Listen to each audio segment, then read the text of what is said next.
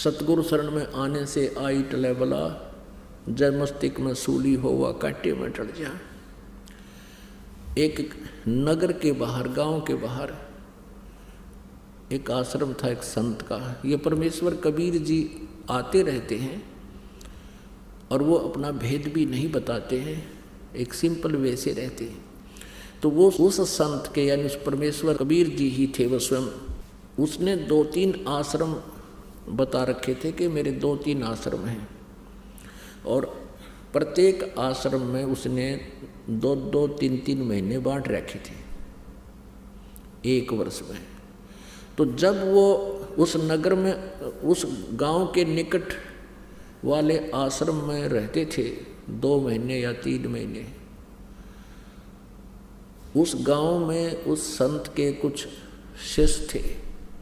तो वो क्या करते थे, वो संत वहाँ कोई खाने की व्यवस्था स्वयं नहीं करते थे।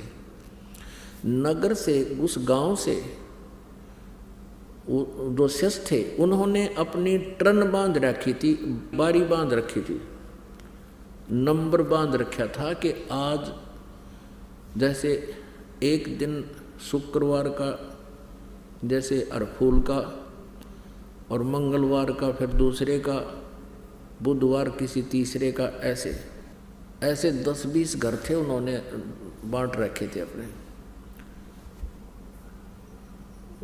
तो वहाँ उस गांव से एक परिवार से ही उस आश्रम में संत भक्तों के लिए, और जो संत थे उनके लिए 2-4 भक्त रहते थे, उनके साथ भोजन जाता था। एक दिन एक बहन का नंबर आ गया और उसका दूध फट गया।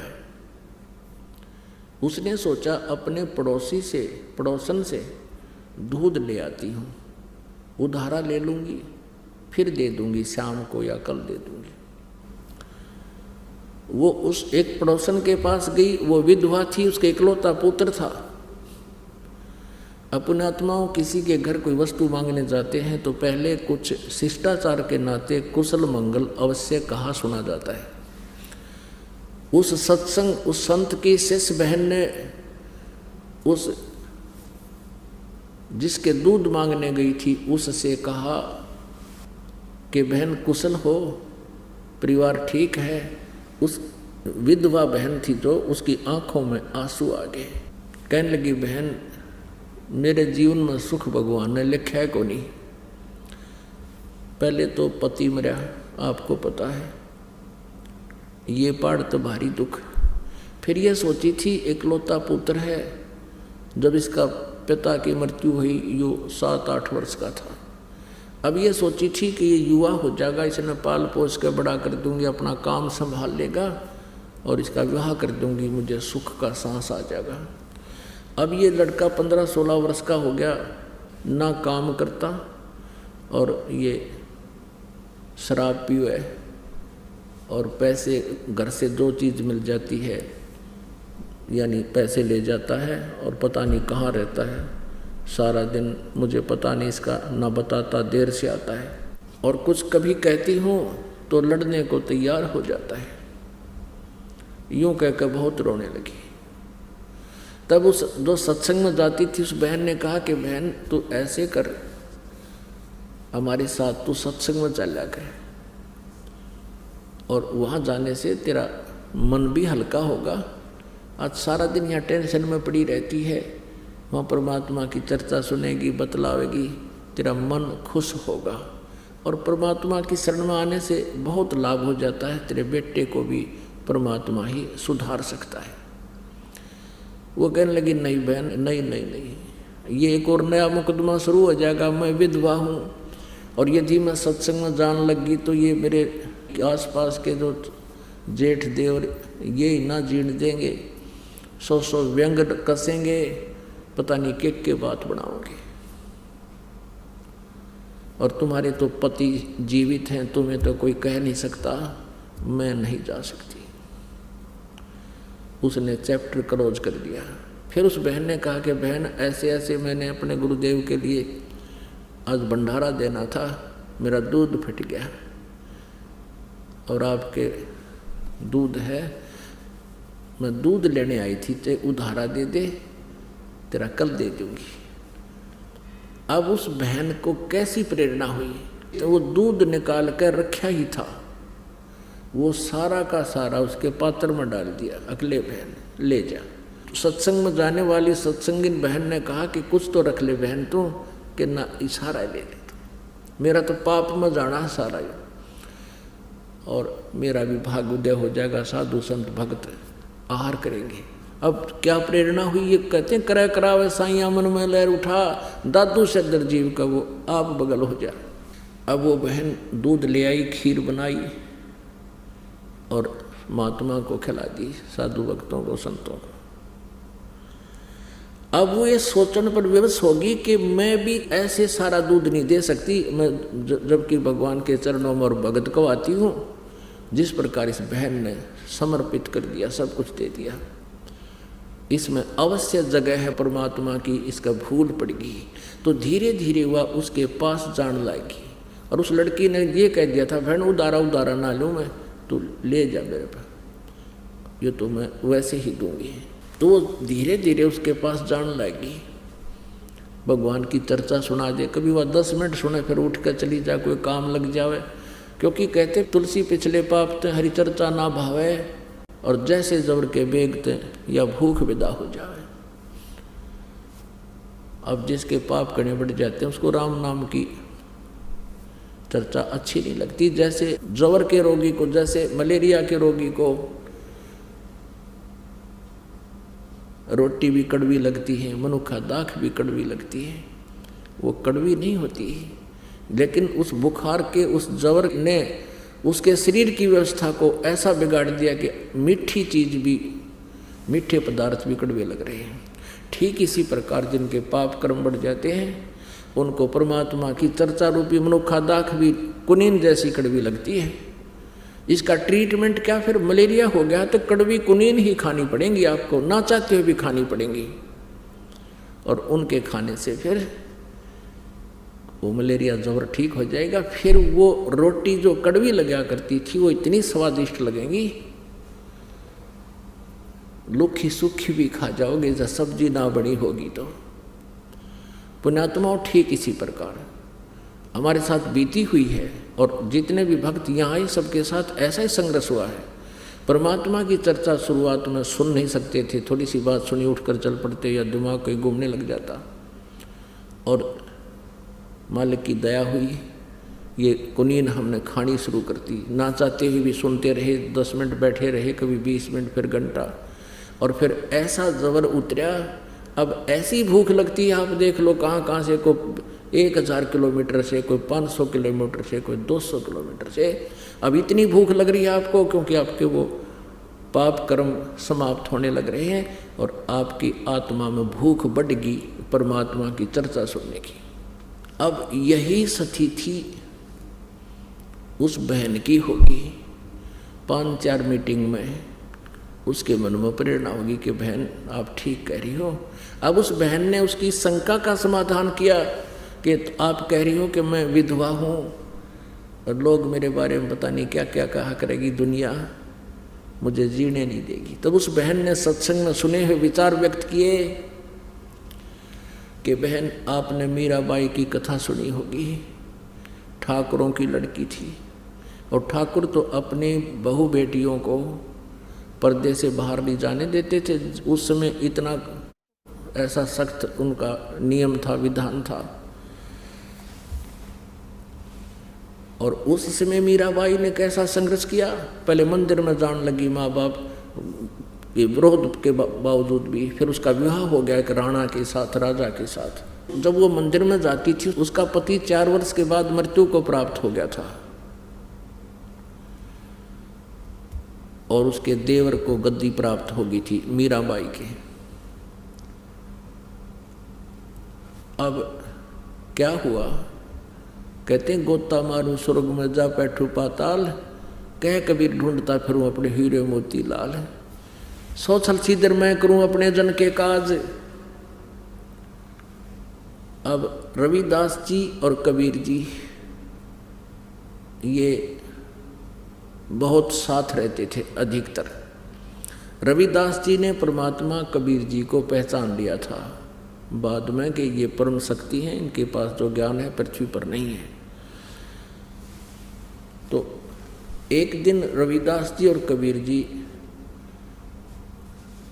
एक भगत के यहाँ सत्संग कर रहे थे और वो भगत का घर उस रास्ते में था जिस रास्ते से मीराबाई मंदिर में जाया करती थी। अब कहते हैं साधु दर्शन राम का मुख पर बसे सुहाग, दर्श उन्हीं को होते हैं जिनके पूर्ण भाग। कबीरा संगत संत की साहिब आवे याद, और लेखे में वो है समय, बाकी का समय बाद है। अब मीराबाई ने देखा कि कोई भक्त बैठे हैं, दो संत बैठे हैं। मंदिर में गई, जल्दी जल्दी पूजा करके वापस आई। रास्ते से थोड़ी सी दूरी पर वो 20-30 भक्त बैठे थे और परमात्मा कबीर जी और रविदास जी बैठे थे। मीराबाई ने सोचा चल थोड़ी सी देर संतों के विचार सुन लेते। वह बैठ की जाकर परमेश्वर कबीर जी ने उस दिन सृष्टि रचना सुनाई और ब्रह्मा विष्णु महेश की सती थी बताई कि इनसे ऊपर एक और परम शक्ति है। मीराबाई के गले वह बात उतरी को ना, क्योंकि वह श्री कृष्ण जी की परम पुजारन थी। तब कबीर साहब जी के साथ वार्ता की उसने कि महाराज जी हमने तो आज पहली बार आपसे सुना है और मैं तो श्री कृष्ण से ऊपर किसी को नहीं मानती और ना मानूं। परमात्मा ने कहा बेटा देखो जिद करना तो दूसरी बात है, भक्तों के लक्षण नहीं होते। वो कहती मेरे साथ कृष्ण जी साथ आकर डांस करते हैं, कभी सौपन में करते हैं, कभी वैसे आभास होता है। तब परमेश्वर ने कहा कि तू अपने कृष्ण जी तो पूछ लिए। फिर मान लिए हमारी बात ने। मीराबाई को तो चिंता होगी, उसने लेट गई सपने में, वही चिंता श्री कृष्ण जी प्रकट हुए। श्री कृष्ण जी से मीरा जी ने पूछा कि भगवान मैंने ऐसे ऐसे संतों के वचन सुने हैं और संत झूठ नहीं बोलते।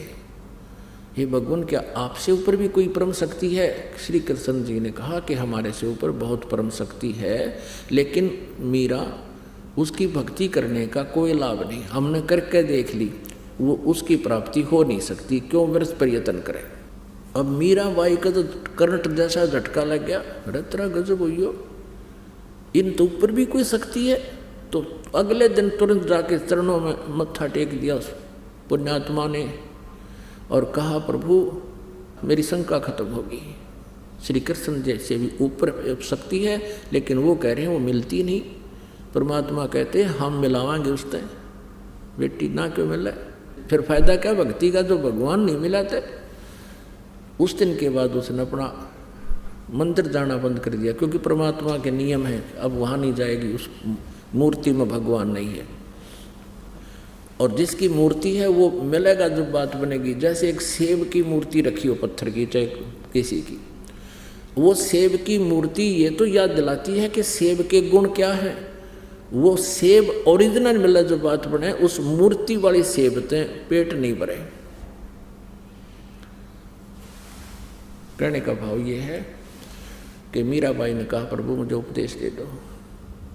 अब वो ठाकुरों की लड़की, कबीर जी जुलाहा, रविदास जी चमार, अब संत काचा काम नहीं करते हैं।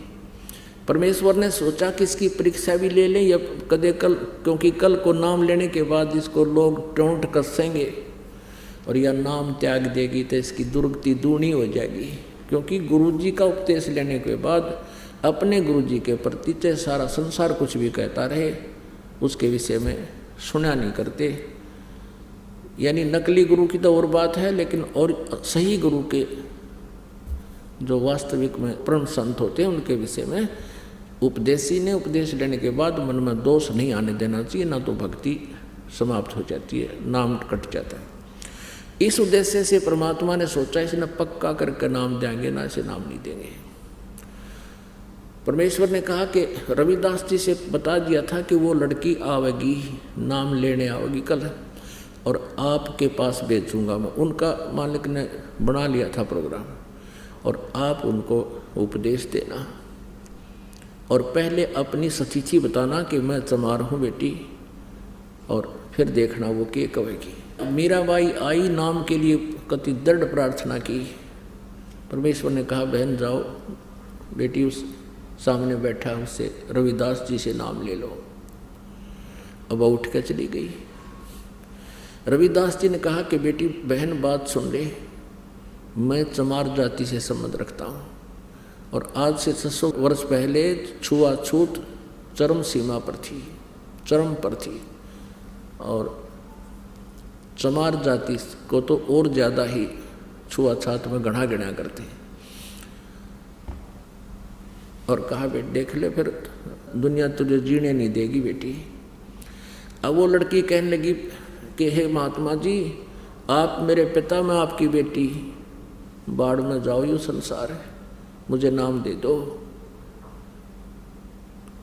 अब रविदास जी ने उपदेश दे दिया।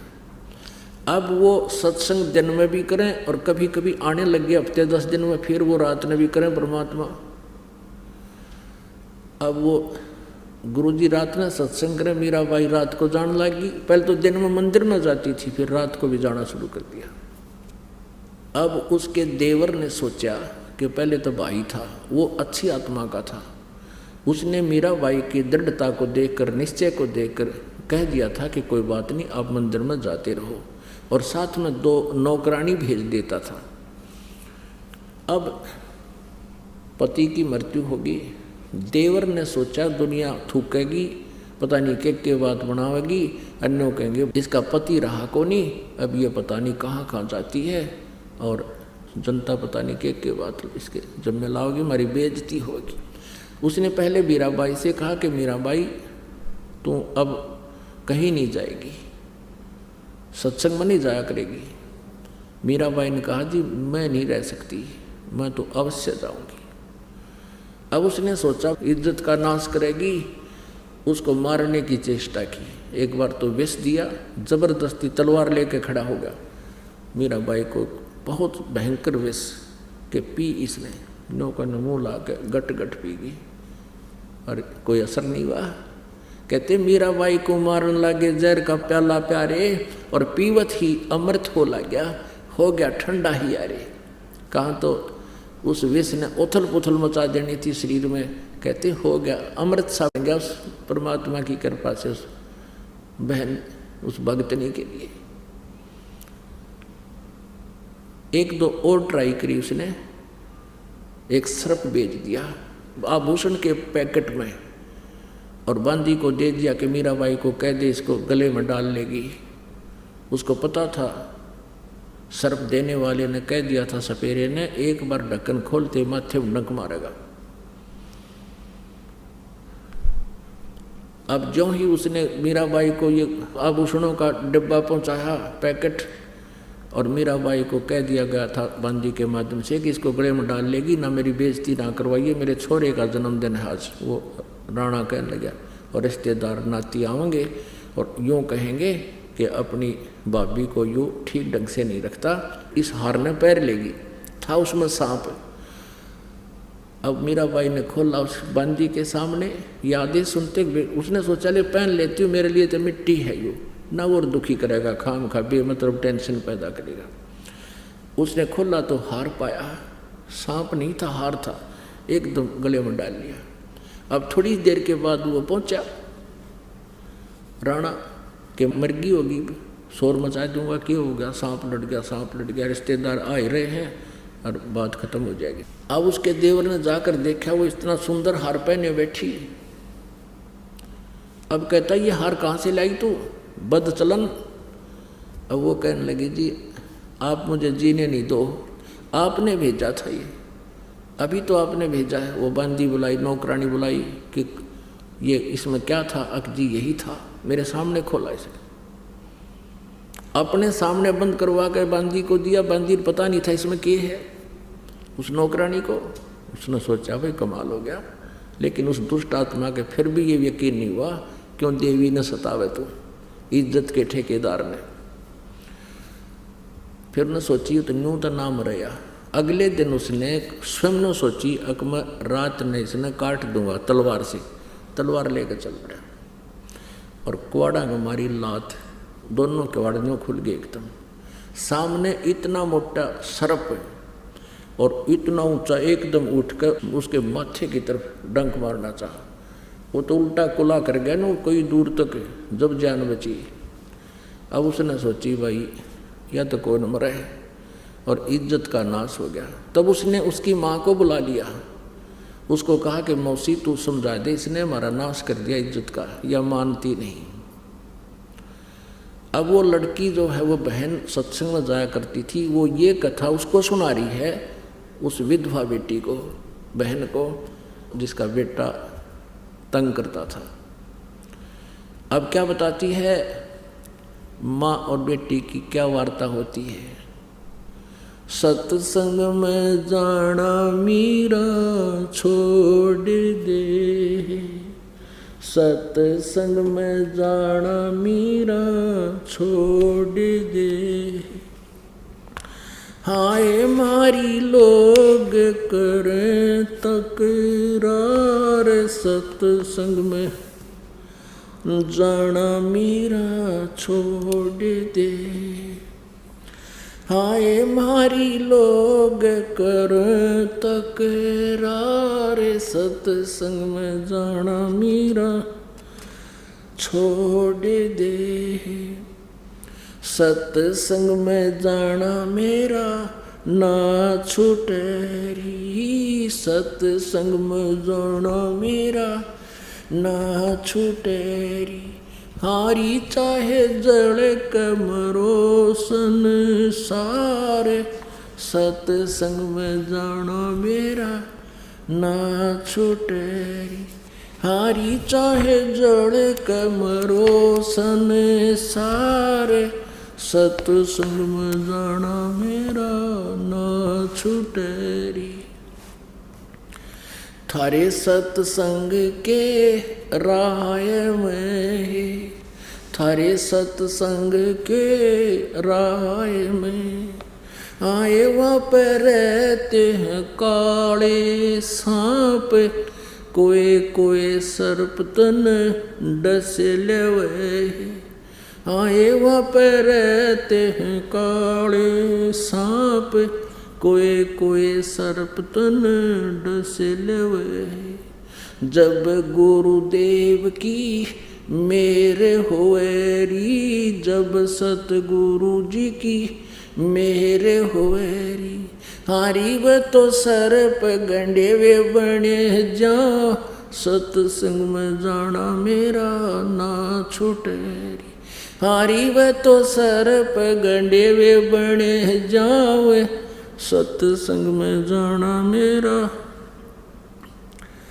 ना छूटे री, हारी चाहे जड़ कमरो संसार, सत्संग में जाना मेरा ना छूटे री, हारी चाहे जड़ कमरो संसार, सत्संग में जाना मेरा ना छूटे री, थारे सत्संग के राय में है, थारे सत्संग के राय में है, हाय वहाँ पर रहते हैं बबरी शेर, कोई कोई शेर तने खा लेवे, हाय वहाँ पर रहते हैं बबरी शेर, कोई कोई शेर तने खा लेवे, जब सतगुरु जी की मेरे होए री, जब सतगुरु जी की